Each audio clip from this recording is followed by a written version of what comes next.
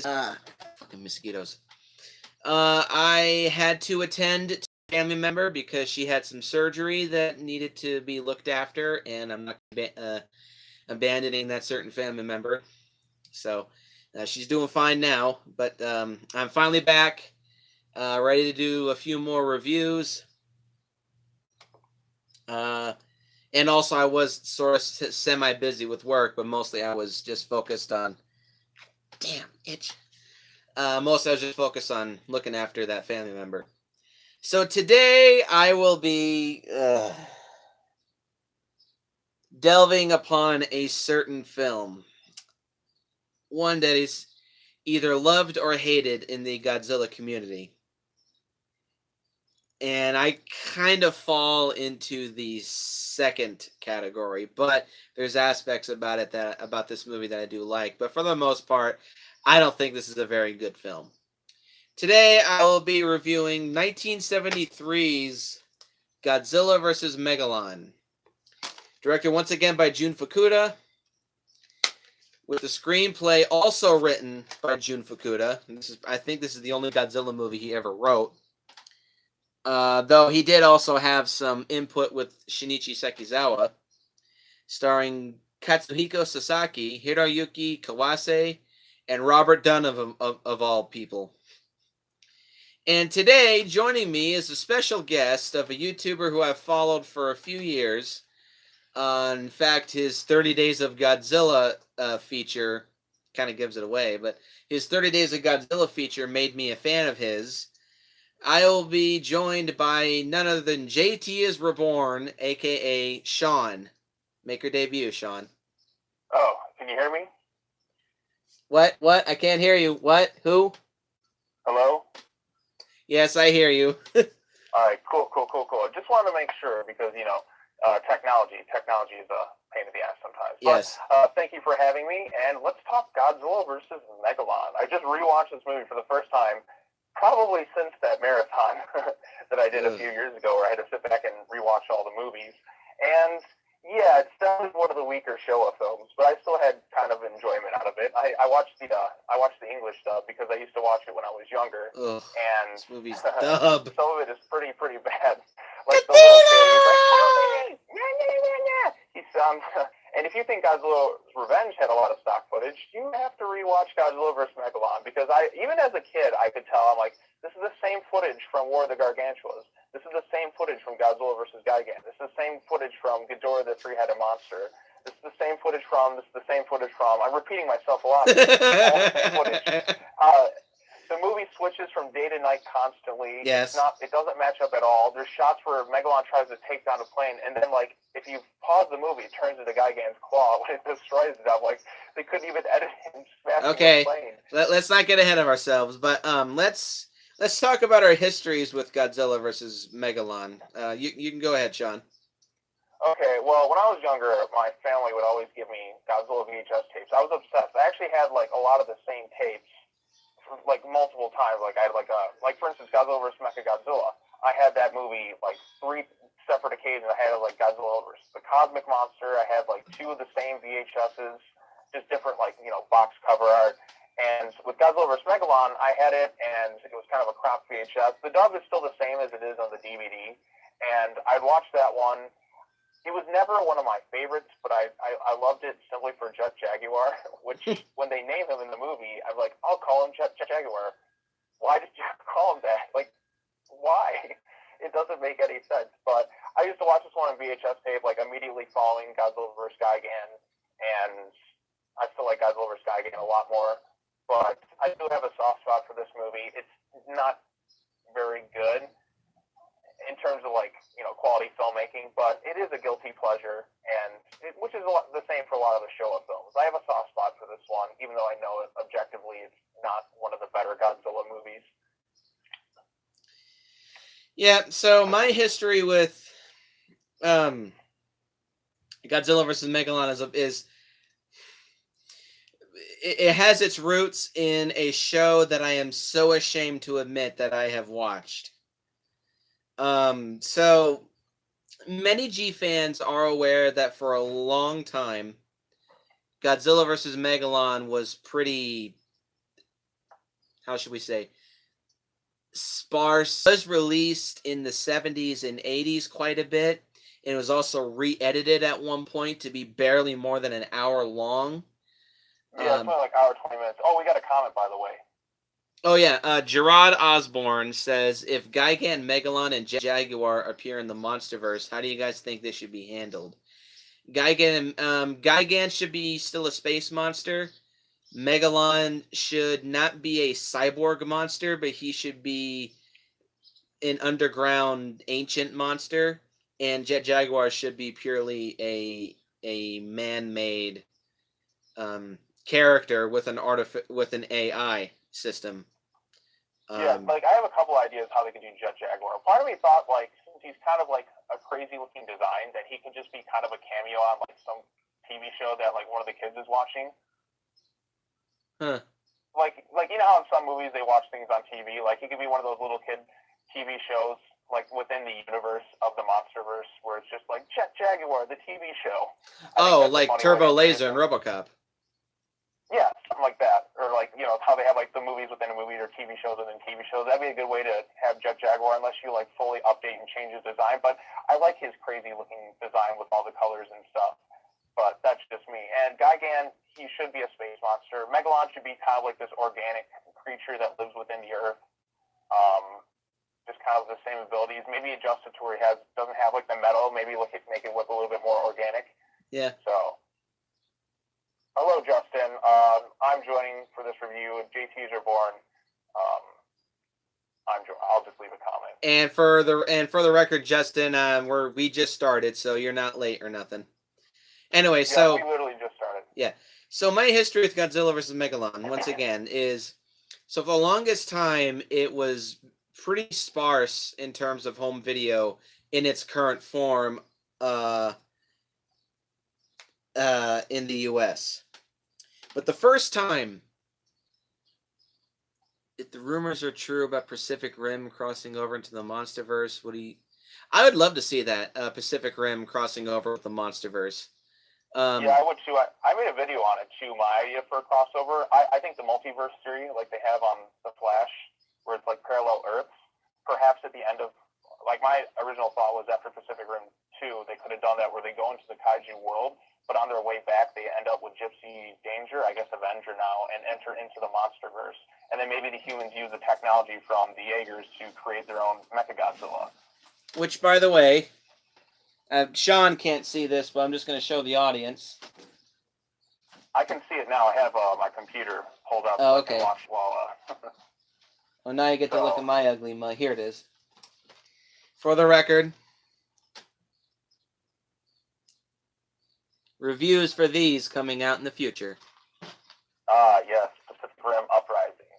Okay, so anyway, but I did love the final battle. The first time that I ever saw Godzilla vs. Megalon, and I am so ashamed to admit that I have seen some of this show, because I absolutely despise this show in its complete entirety with a burning, searing passion. I watched the Mystery Science Theater 3000 riff of the Godzilla vs. Megalon. Oh man, I love MST3K. I don't. I watch with my friends. It's funny. They do some really funny episodes. Space Mutiny is hilarious. Hobgoblins, one of my favorite. Boggy Creek 2. It depends on who it is. Like I prefer Mike versus Joel, but I mean, I still love Mystery Science Theater. I think it's great. I don't. I absolutely despise MST3K. I think it's just whenever I've watched an episode of MST3K, it's just pain. Utter pain. Oh, Jared, to watch. That scene is the single greatest scene in the entire movie, where he slides his tail. And also, can we keep the questions to a minimum while we're reviewing this, please? I mean, I appreciate the questions, but I want to get this review out.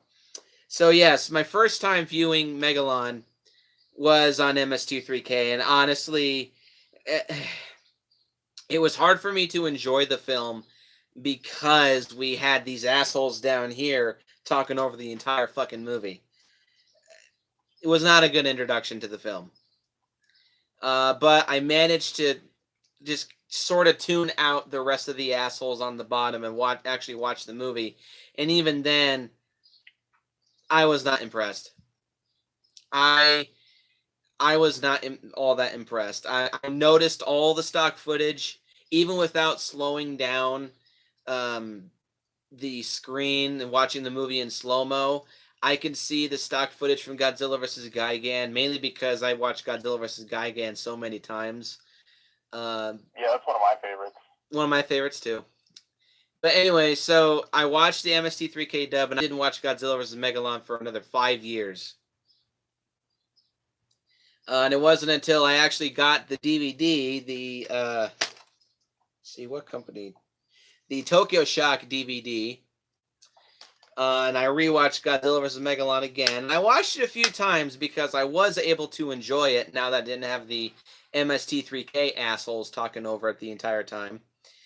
But I have to admit, this is hands down my least favorite Godzilla movie from the 70s. Because, say what you want about it. You can say it's a guilty pleasure. I say it's a guilty pleasure too. Say it's just so bad it's a good movie. I say that as well. But you cannot deny that in the overall overall in the 570s Godzilla movies, this is easily the weakest installment. Okay, let's see. We had Terror Mechagodzilla, Godzilla vs. Mechagodzilla. This one, Godzilla vs. Gigan. Was Hedorah the 70s? Hedorah was 71. Yes. Okay, yeah. Then this one is definitely the worst of the five. And but, yes, it's probably the weakest of Jun Fukuda's Godzilla movies. A lot of people say that's Godzilla versus the Sea Monster. Nah, I still say it's this one because at least Sea Monster didn't have any stock footage. Yeah, that's true. Like Sea Monster, like I said, this my history with the Sea Monster. I know this isn't that review, but I just might as well say it anyways. I had the Good Times VHS of that one, and I have like nostalgia for that version. But when I bought the DVD, it didn't have that dub. It had an international dub, and the international dub is probably the worst Toho dub I've ever heard for that movie. It was. I think the dubs for King Ghidorah 91 and Mothra 92 are pretty fucking terrible. See, I grew up with that. I don't mind those quite as much. Like, oh, it's a dinosaur, gigantic dinosaurs attacking our boys.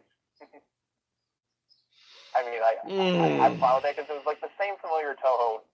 Like the Heisei series, it was all the same people doing the dubs. Yeah, I noticed that. Like the obnoxious stuff that you see in Godzilla vs. Sea Monster, the international dub. Because I think there's a company, I don't know the name of them off the top of my head. Maybe who would do some of the dubs. And they would actually. It might have been AIP. No. Yeah, AIP probably had their hand in it. But there was one dubbing company in the 60s and 70s that would dub a lot of Japanese stuff. Like there's one dubbing company that they did a lot of early Showa era Godzilla movies. They also dubbed the original Speed Racer cartoon, and they also dubbed the original Ultraman. Titra Studios, that might have been it. Titra Studios, like they're the ones who did the Good Times VHS dub. Yeah, they did that too. Was the best English dub of a Godzilla movie. Best English dub? Mothra vs. Godzilla comes to mind. Mothra vs. Godzilla. That one, and that same crew did Godzilla vs. Sea Monster, if I'm not mistaken. Or Godzilla 2000. Great Caesar's Ghost. Okay, yeah, that one's pretty cringy. I'll give you that. Yeah. I'll give you that one. That one's pretty cringy, but overall, aside from that, it's pretty solid. So with our histories of Godzilla versus Megalon out the way, let's get into the plot of Megalon. If you want to talk about it, I'll talk about it. It's fine. So this is one of my biggest problems, like when I just watched the movie today. So nuclear tests are going on, and obviously the undersea kingdom of Seatopia with their, the cone-head-looking women, and this dude who it kind of looks like ancient Greek mythology, kind of like with these this guy. Outfits. And so the undersea kingdom of Seatopia, instead of going and talking to the world leaders, they're just like, you know what, we 3 million years of peace, nobody knows we exist. Maybe if they actually said, hey, we actually live down here, people would stop with the testing. They don't do that. They decide, let's unleash our giant beetle cyborg god monster. And then, you know what, we're going to attack, let's call him Gigan. What? What? Oh, hey, can we borrow your Gigan really quick? Let's save that. Let's save that trivia later, Justin, please. So. Yes. Yep, I saw that too. So yeah, the Seatopia Kingdom, which is an undersea civilization, I swear they must be a ripoff of Atlantis. Yeah, that's what I thought too. It was like Atlantis in a way. They have been heavily affected by all the nuclear testing conducted on the surface of the Earth by the various nations of the world, and upset by these tests, they decide to not engage in diplomacy and ask, "Can you please stop?" And yes, also a rep off of the Mu Empire. They decide. Say what? I said there's a few of these old Showa Toho films that I need to see, like Atragon and Latitude Zero. Check out Latitude Zero and just pretend Atragon doesn't exist. I still want to see it. There's still a few more Showa era films that I haven't seen that I really need to check out. But I think their DVDs are like all out of print. They're super pricey. I got all mine for $30 a piece. Yeah, still, I mean, that's still ridiculously expensive, but I decided to get them anyway. Anyway, so yeah, instead of engaging in diplomacy, the Seatopians plan to unleash a beetle-like / cockroach-like cyborg somehow god Megalon to reach the surface and start going on a rampage with stock footage of Ghidorah firing its gravity beams. And War of the Gargantuas. That too. And on the surface, you see Gyra or Green Gargantua just crawling through the pine trees. They did that in Gigan too. Yep, and I'm like, so War of the Gargantuas, the Mazers or whatever you call them. I'm like, they're firing. I'm like, this is the exact same footage. I was expecting Sanda to show up and just like save Megalon. So on the surface, an inventor named Goro Ibuki, as well as his friend Hiroshi Jinkawa, as well as Goro's nephew. I can't say his name. Like Roku-chan, Rokuro, or how? Let's just call him Rock, because that's about it. That's that's how dumb he is. Booty shorts wearing kid. That's how, or actually no, let's call him Ichiro knockoff. Yeah, give me Ichiro over this kid. They're off on an outing near a lake when Seatopia makes itself known by drying up this lake. Have to save this Ichiro knockoff when I was so desperately hoping they would just let him die. Yeah, what is that thing he's riding at the beginning of the movie? I don't freaking know. It's like this. Like, we could have pulled that on the shore. I mean, that thing looked kind of cool. Yeah, I thought it was stupid. But anyway, as the three return home, they are ambushed by a few agents of Seatopia who are trying to steal a humanoid robot named Jet Jaguar, who is under construction by the three inventors. And how the hell is know about this? I have no idea. How the hell is Ichiro considered to be a robotics engineer? He's like 2. I always thought this was his son, but I'm like, where are this kid's parents? Did he adopt him or something? Maybe his parents are dead and Goro is the guardian of him. That could be true, and it's a common thing in Japan for that to happen, so. Anyway, but the agent's first attempt to steal Jet Jaguar is botched, and they flee to safety.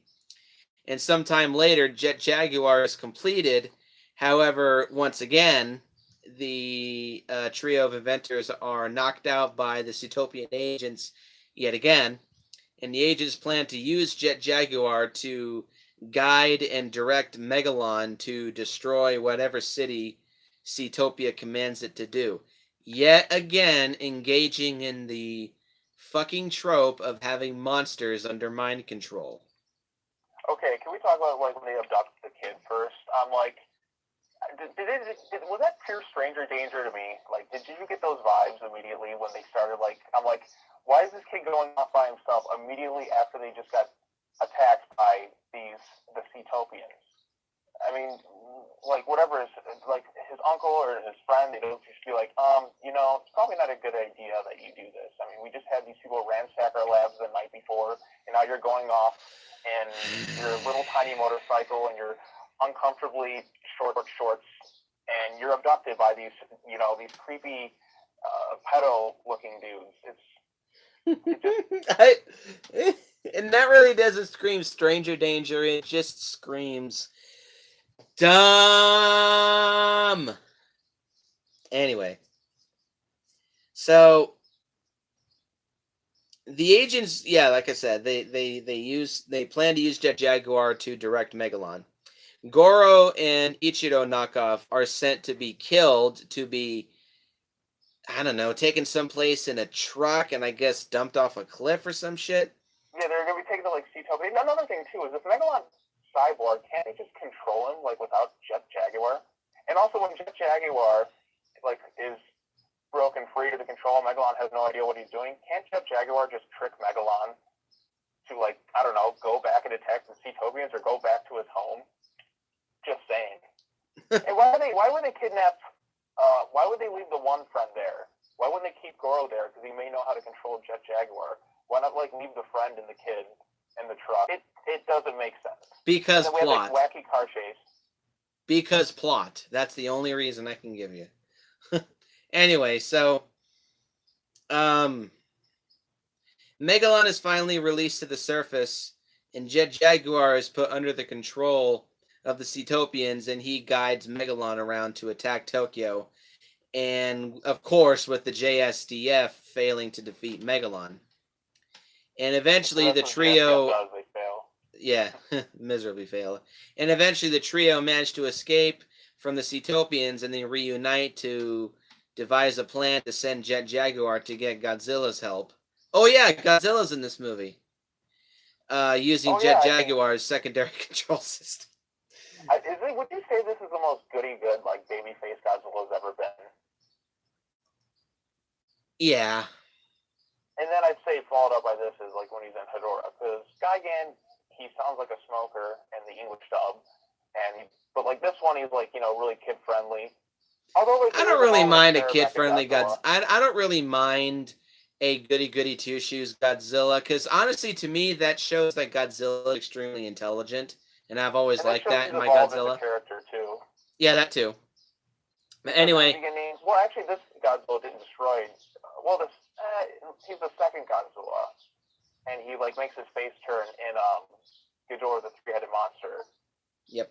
And after uniting with Japan with the JSDF, Goro manages to regain control of Jet Jaguar and sends Jet to Monster Island to bring Godzilla to fight Megalon. And of course, without a guide to control/steer him, Megalon starts flailing around relentlessly and aimlessly fighting with the JSDF and destroying the outskirts of Tokyo. Thus also proving that, to quote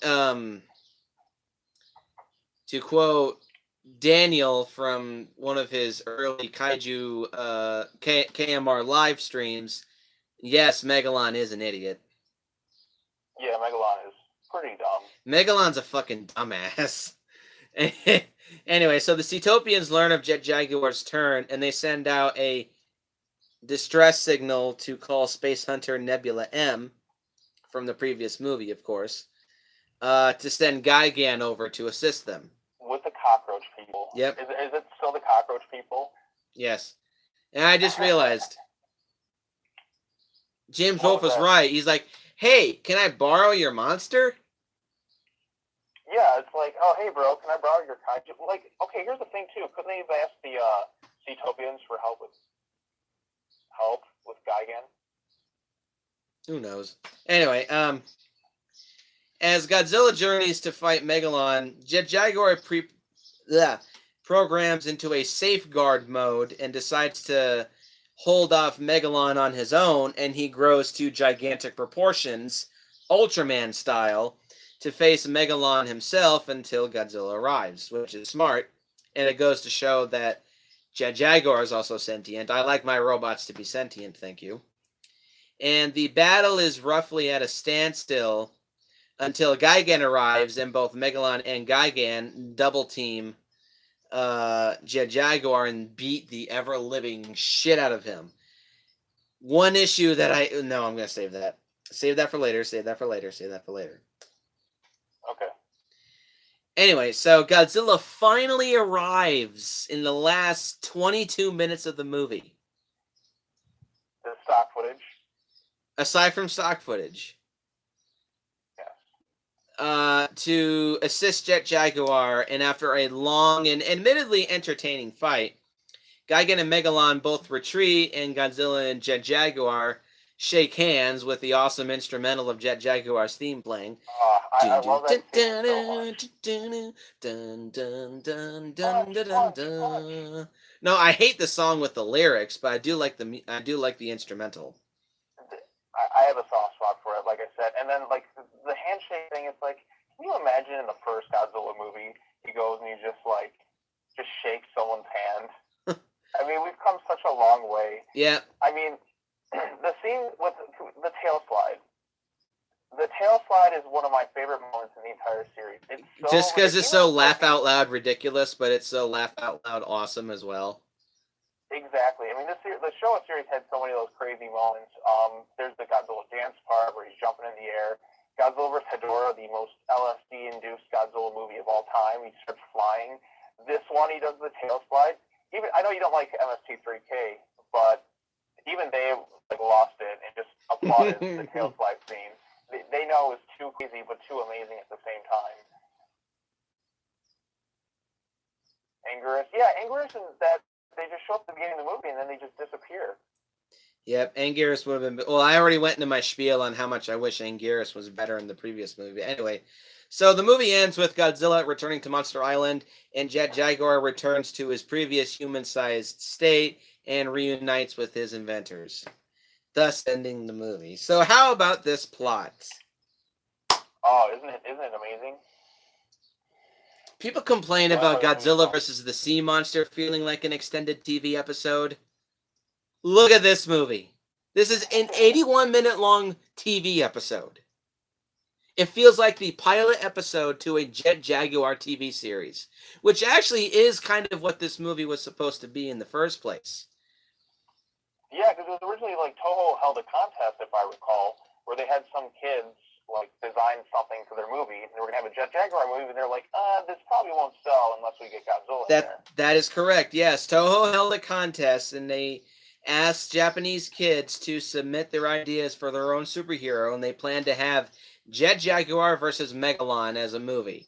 However, because Ultraman, Zone Fighter, and... Well, not really Zone Fighter. Zone Fighter came after this, but Ultraman, Kamen Rider, and all these Super Sentai, and all these various superhero shows that were going on were still gigantic at the time, that they were still hurting Toho.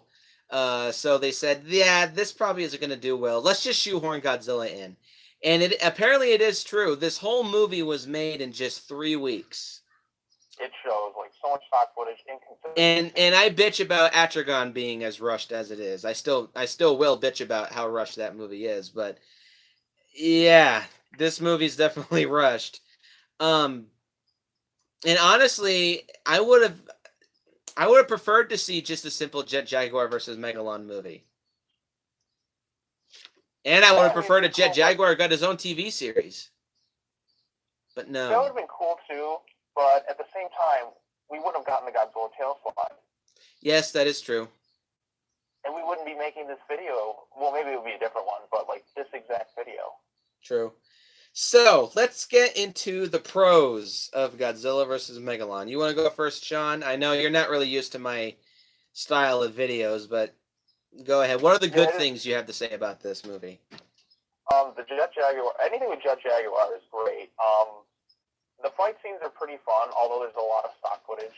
Yes. The tail slide and the Jet Jaguar song are the two best things in this movie by far. It's definitely one of the weakest Godzilla films, although I have a soft spot for it because I watched a lot when I was younger. Some of the music is good. Editing is not that great. No, hey, the good stuff. Let's save the bad stuff. Okay, good stuff. like I said, Jet Jaguar is awesome. I wish he was in more Godzilla movies or TV shows. I know they did the show Zone Fighter, which followed up after this, but I never got the chance to see it because it's never been officially released here in the U.S. Yep, fun fact, Jet Jaguar. Yes, I am aware, Justin. That's cool. But yeah, like, Godzilla is always great. The handshake is one of my favorite moments in the whole series. Like, the three standouts of this movie: the theme song, the tail slide, the handshake. The fights are cool too when Godzilla like picks them up and they fly out of the ring of fire. But yeah, that's my thoughts. Those are some positives. Okay, so I'll get into my pros of the movie. I have four. I have four pros. First, pro number one is that the score for this movie is fairly decent. I wouldn't say it's fantastic. We have Richiro Manabe returning for, I believe, his last Godzilla movie to score. Now, Sean, in case you don't know, Richiro Manabe did the score for Godzilla vs. Hedorah.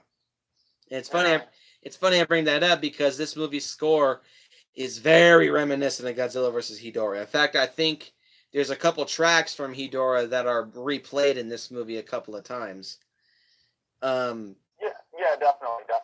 But there is some original stuff that Richiro scored for this movie, and honestly, while it's inferior to the score from Hedorah, the score for this film is fairly decent. Yeah, the most consistent thing in the Godzilla series, I've always said this, more than anything else, whether the movies are good or bad, is the music. No matter what Godzilla movie it is, you're bound to see like at least some good or decent music, whether it's the classic theme or something new that they've incorporated. There's always going to be some good music. Even the Godzilla 98 has a pretty decent score. Maybe not the Oh man, you're going to shit yourself when you hear my rating for Godzilla 98. Well, I mean, whether people like it or not, the score I think is pretty good. So. Well, except for the fact that it has no Akira Ifukube themes. That's true, but like something doesn't always have to have Akira Ifukube to be good. Yeah, that's like true. I said, Masaru Sato, when he did Godzilla Raids Again, has some really good music in there. It's like do do do do do do do do do do. So yes, the score for Godzilla vs. Megalon, it's not amazing by any means, and it's not one of those pieces where people are just ranting and raving and just shredding out of their doors to go buy it at the nearest store. But it's not bad. It certainly does fit the playful, child-friendly, comedic tone of the film. Pro number two is the special effects are decent when they're new.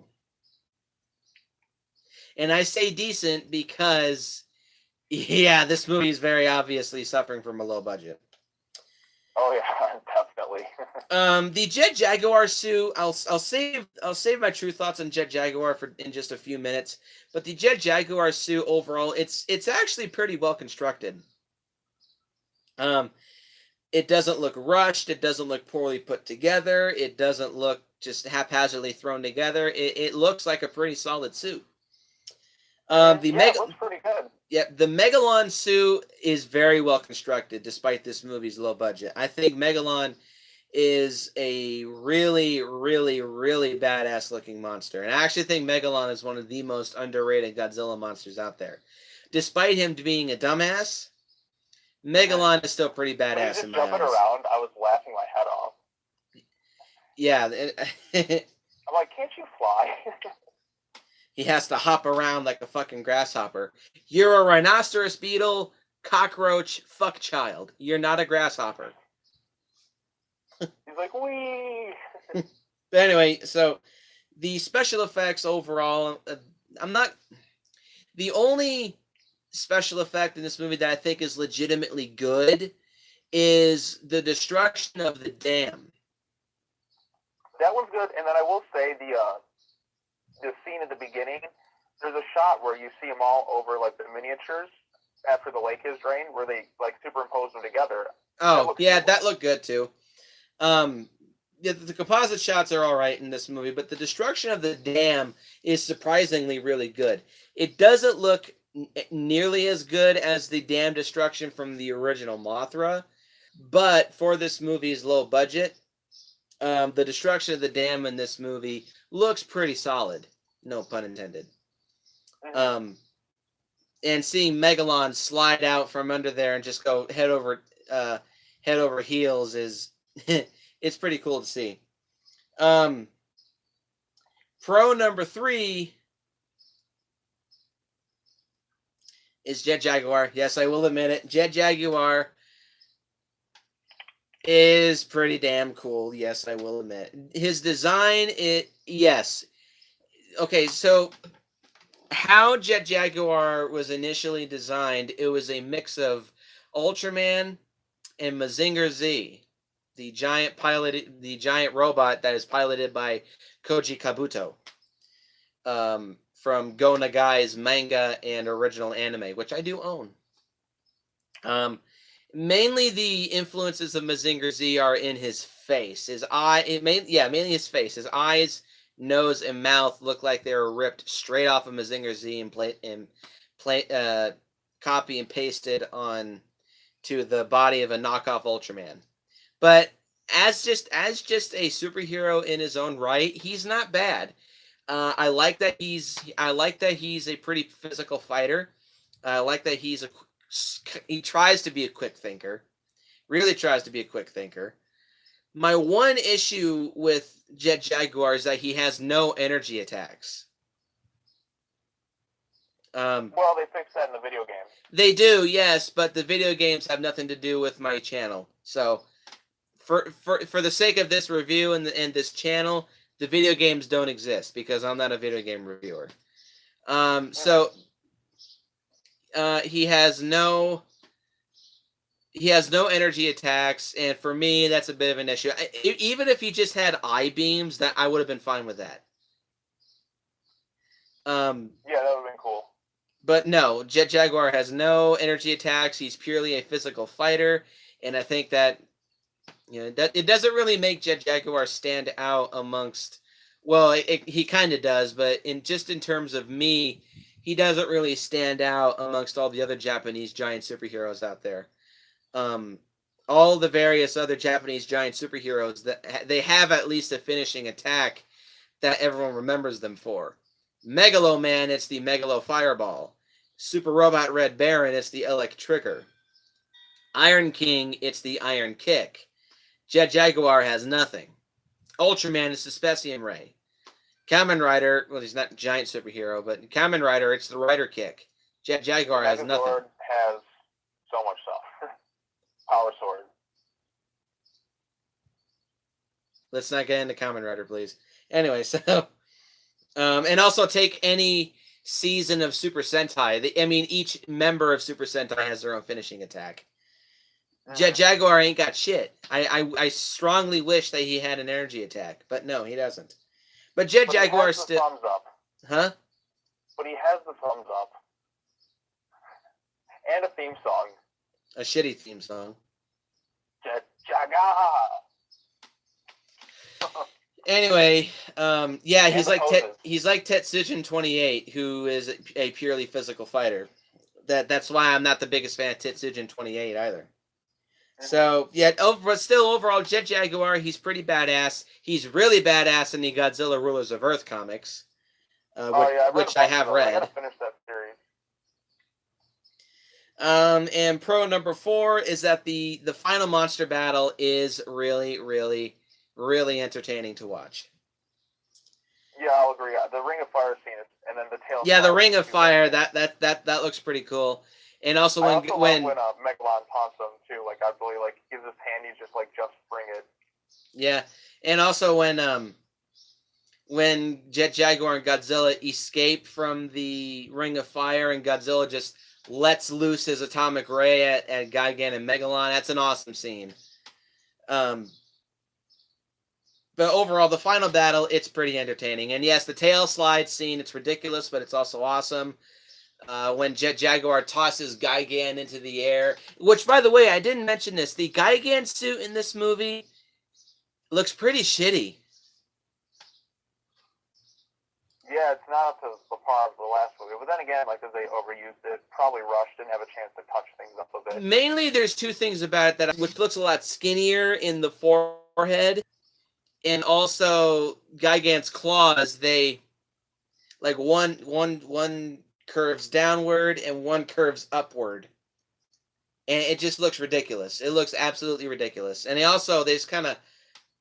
they kind of wave all about in a really haphazard way, which I think is a shame because I feel like Kenpachiro Satsuma, who returns as Gigan, he just kind of kind of phones it in as Gigan. Though speaking of which, this being the first Godzilla movie to not have Haruo Nakajima as Godzilla, Godzilla being played by Shinji Takagi, who I really don't know who that is. From here on out to the rest of for the next 3 movies, Godzilla will be played by 3 different suit actors. So the only significance that I can give you is for Terror Mechagodzilla, but I'll state that when I get to Terror Mechagodzilla. Yeah, that was Haruo Nakajima, right? Who I thought he played him at one point, like one more time after this. Nope, Gigan was his last Godzilla movie. Okay, I wasn't sure because I knew it was either Gigan or Terror Mechagodzilla. I figured because Terror was because it was the last one in the Showa series. Nope. Anyway, interesting bit of history. You learn a lot every day. Yep. So that's all the pros that I can say about this movie. You want to get into, let's get to the cons. What are your bad things you have to say about this, Sean? Oh boy. Well, the cinematography, the shaky cam nonsense during these fight scenes, and that the inconsistency in the editing, the enormous amount of stock footage that looks really out of place. Like it switches from day to night like 50 times in the final fight scene. Sometimes it's very inconsistent. You'll see Megalon try to swipe a plane and Gigan's claw just magically appears to knock it down. I'm like, Gigan, where did you come from? The motivation of Seatopians, which I understand their point of view, but they really should just form a diplomatic solution. Perhaps if it was another villain, like this could have been more interesting if there was, say, another, like a human villain testing nuclear weapons who refused to change, and the Seatopians were just like, fine, screw you, asshole, and then they unleash Megalon. That would have made more sense. But the fact that, like, we've had 3 million years of peace and none of us have had the balls to go up and talk to these people.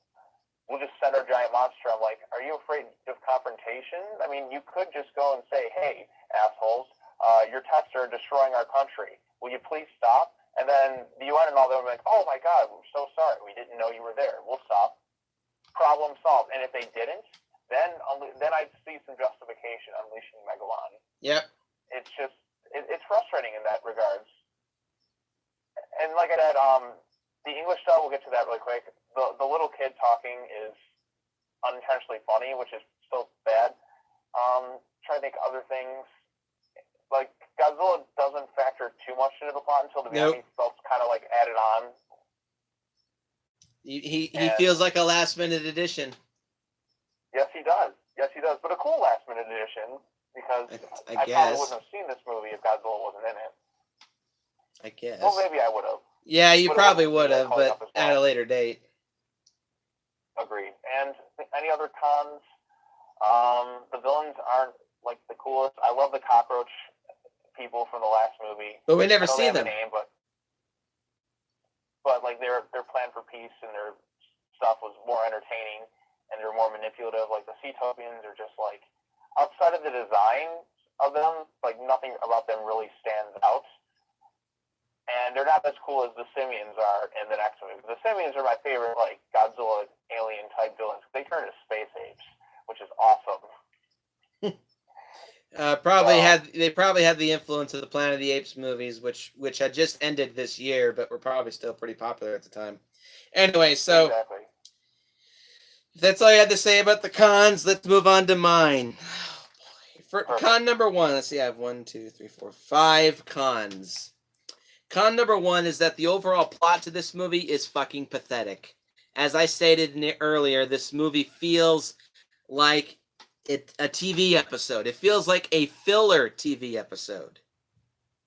Mm-hmm. Like we have to have an episode that has nothing to do with the story that's going on right now. We have to have something for this week. Hey, how about we just have a big giant monster fight at the end?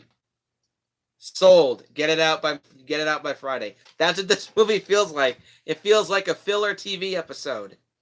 It may be an entertaining filler TV episode, but it's poorly made. Con number 2 is that all the characters in this movie are just fucking bland. None of Oh them yeah, none of them are bland. interesting. None of them are even two-dimensional in my eyes. They all have just standard ass I don't care, Justin. You know I don't like King Kong vs. Godzilla.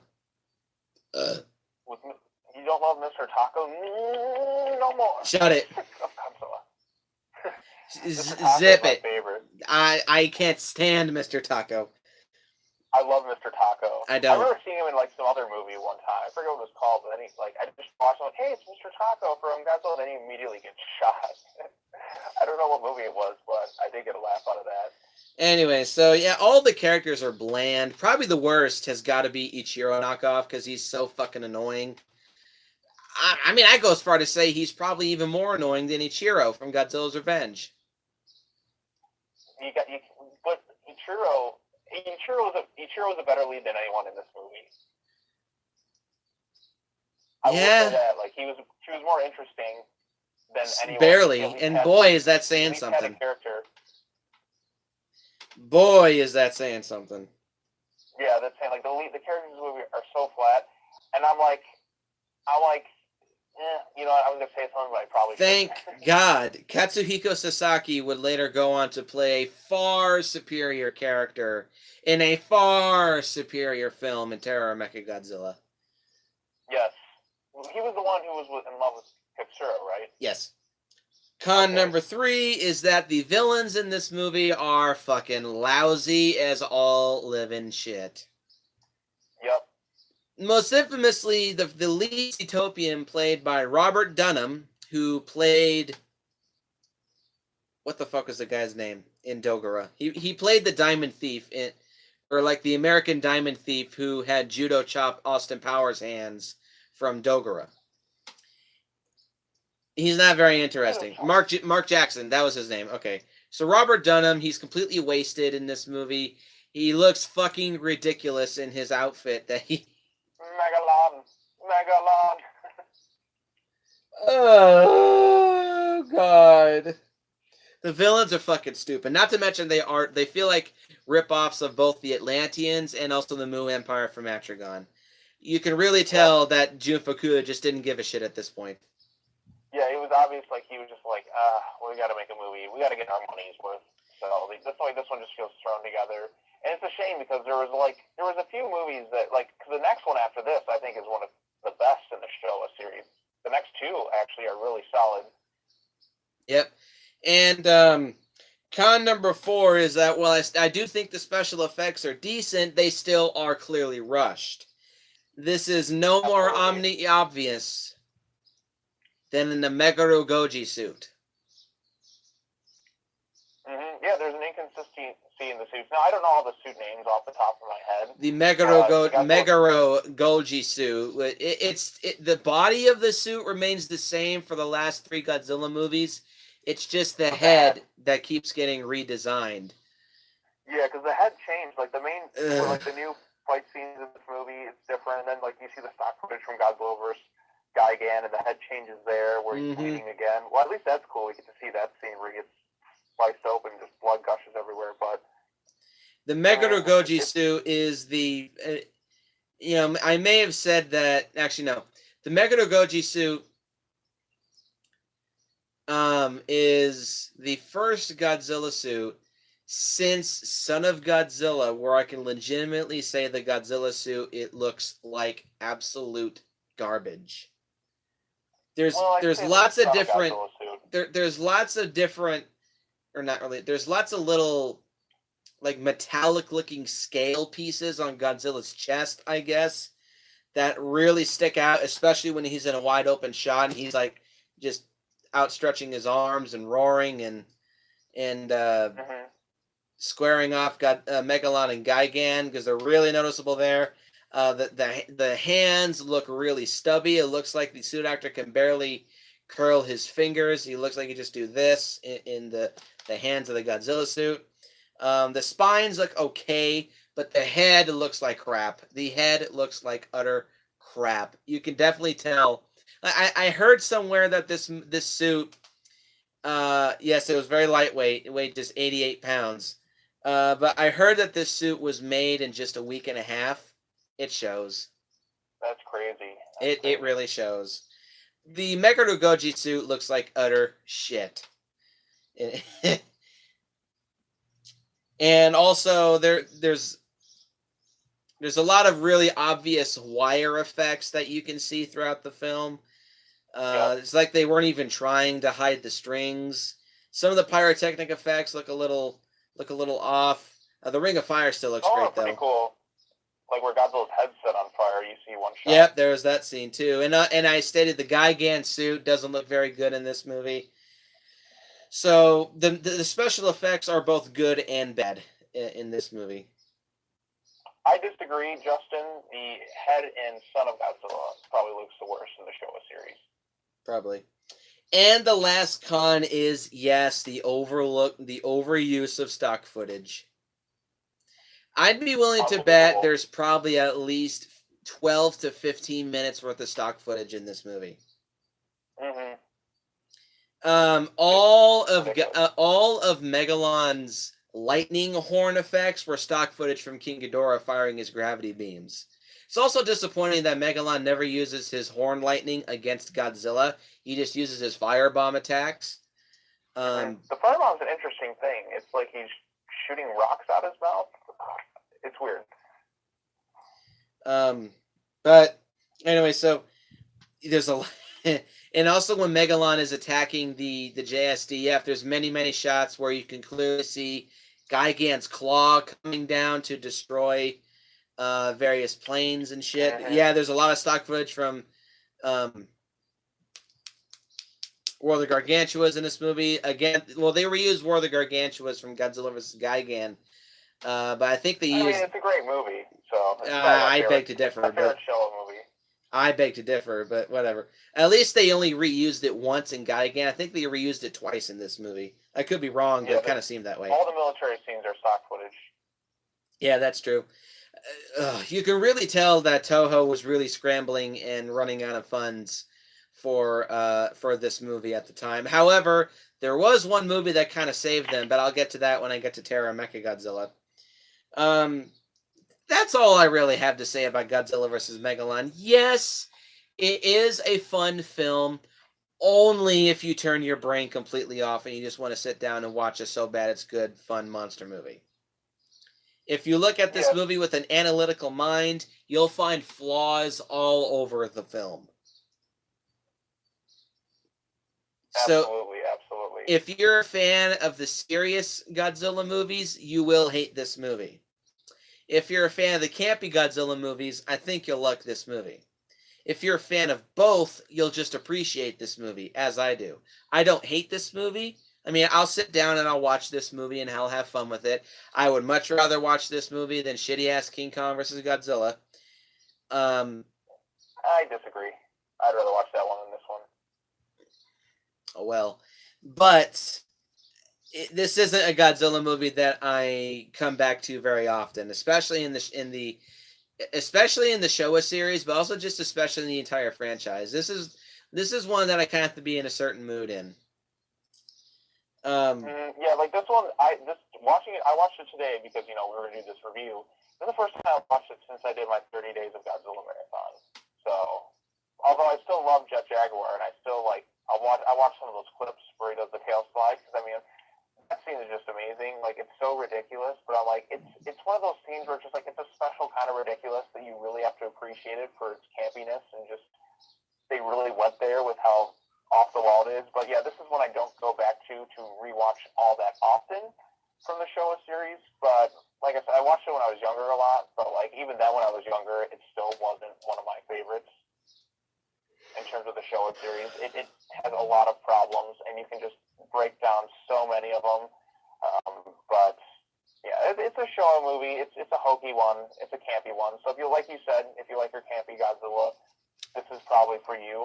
I love all versions of Godzilla, where there's a good guy, bad guy, anti-hero. Yeah, I do too. I was exposed to both the dark and the campy, so I'm used to both. So I know you don't rate movies that you review, but out of a 10, what would you give this movie? Um, like as a serious, if I'm reviewing this seriously, it's probably like a 4. But in terms of campy enjoyment, it's probably a 6. That's what I give it to. I give Godzilla versus Megalon a 6 out of 10. Once again, from my original review, 6 out of 10. It's an enjoyable movie, but it's not a good movie. It's not Agreed. it. Agreed. It's very It's poor. watchable. It had potential to be good. If it wasn't rushed, this actually could have been a pretty decent movie. But That's true. unfortunately, But like, I guess another positive I should say that I mentioned before, it's shorter. It doesn't really drag too long because that it's is not true. that long of a movie. So it's over and done with pretty quickly.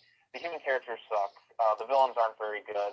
Megalon's a cool design. Jet Jaguar is awesome, but it's not enough to carry the movie. No. No. So 6 out of 10. It's the weakest link of the 70s Showa Godzilla movies, and overall, Absolutely. it is one of the weakest Godzilla movies ever. So, thank you very much, Sean, for joining me. We were around for a little longer than we had anticipated. You know, it's fun. I love talking about this stuff, as you know, on the channel. So. Yep. So post your comments down below. Let me know what you think. Hit the like button. Hit the subscribe button. Share this video with your friends. Hang on a second. Let me grab something. Share it. Let people know. And if you want to follow my channel, I've left some comments, so you can just kind of link to it there. I did a 3 Days of Godzilla a few earlier on. I was gonna do. I'll say it here. My friend and I wanted to do a series where we do like it was like called Steve and Sean Watch Godzilla. We were talking about it. Like our plan is to try and do that sometime soon, where basically over the course of time, like because he's never seen all the movies, so we do a before and after, and just seeing the perspective of someone who's seen the movies and someone who's new going into it. So that's something we want to do. And then I definitely look forward to that. But yeah. So if you want to check my channel out, go ahead. You're all subscribed to Nick's anyways. So I'll be sure to, like, when I'm done with this video, I'll let people know to check this video out and, you know, give Nick a shout out and subscribe to the channel. So, yeah, this was fun. I like doing these live stuff. I've started recently doing a lot more live videos. So. Yep, and I was his inspiration for doing so, especially with my fantastic Godzilla's Revenge review. That was a fun one. That was a fun one. Alrighty, so look forward to the next video when I talk about a far superior film. A far superior film. And I'll be back for the Godzilla vs. King Ghidorah one. Yeah, that's a little ways away because I have something planned between the Showa and Heisei films, but I'll get back to you when we get around to King Shitora. But look forward to the next review when I tackle the original Godzilla versus Mechagodzilla. Look forward to that. And as always, go out and create your own humanoid robot to go out and fight a fuck child of a cockroach and a beetle and a cyborg. And I will see you guys in the next video. All right, thanks. Not a problem.